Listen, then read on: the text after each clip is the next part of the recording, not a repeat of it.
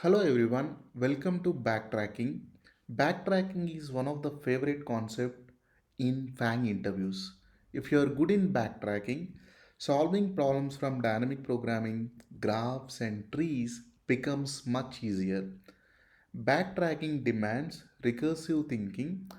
Let's see how recursion works. So, recursion is something a function or method calls itself recursively until it reaches to a base case. Before moving on to practical example, let's see how method execution happens. Whenever you make a method call, a separate stack frame will be created. The complete method execution happens through stack frame.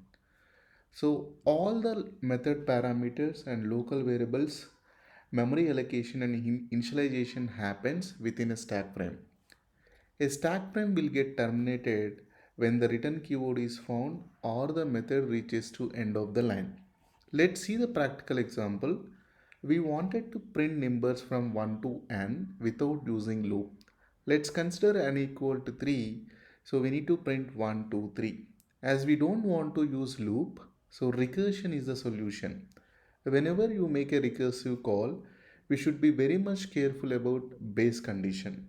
Here we want to print numbers from 1 to n so that when n becomes 0, we need to stop the recursion flow. So we just call return.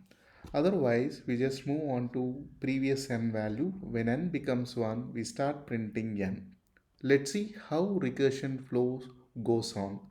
We initiate a recursive call with n value as 3 so that print of 3 stack frame gets created where n initialized as 3, which will internally call to print of 2 so that print of 2 stack frame gets created where n equal 2, which will call print of 1 where print of 1 stack frame gets created where n is 1, and this will call print of 0, so where print of 0 stack frame gets created where n equal to 0.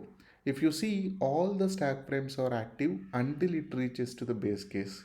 Now n reaches to the base case, so we return to the caller so that print of 0 stack frame gets terminated. Now in the caller n value is 1, so we print n, so 1 will be printed. As it reaches to the end of the line, then it reaches to the caller. Then in caller now n value is 2, so we print 2 here. Then we return to the caller, print of 2 stack frame also gets terminated.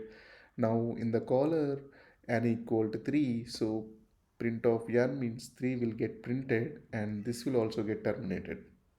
So here the time complexity will be linear because we are making n recursive calls, and space complexity also be linear because for each and every recursive call there is a stack frame gets created. So let's also understand one more example. Uh, Find factorial using recursion. So if you want to figure out a 3 factorial, we can see 3 into 2 into 1, which is equal to 6. So which is clear that our base case is when n becomes 1, we just return 1. Otherwise, we'll just make a call n into fact of n minus 1. Let's see how does it go. So we initiate a call with n value 3. So stack frame gets created where n is initialized as 3. Then it internally call 3 into fact of 2. So for factor of 2, new stack frame gets created where n is initialized as 2. This will call 2 into factor of 1. So for factor of 1, new stack frame gets created where n equal to 1. Now if you see n reaches to the base case, so we return 1. So 1 will be returned to the caller and the factor of 1 stack frame gets terminated. Now factor of 1 result is 1, so we return 2 into 1 to the caller. So 2 will be returned to the caller, so that factor of 2 stack frame also gets terminated. Now factor of 2 result will be 2, so we return 3 into 2 to the caller, so 6 will be returned to the caller. Then factor of 3 also gets terminated. Now here also time complexity is linear because we are making n recursive calls, and space complexity also be linear because n stack frames gets created. That's it. Hope you understand the explanation. Please click on like and subscribe. Thank you very much.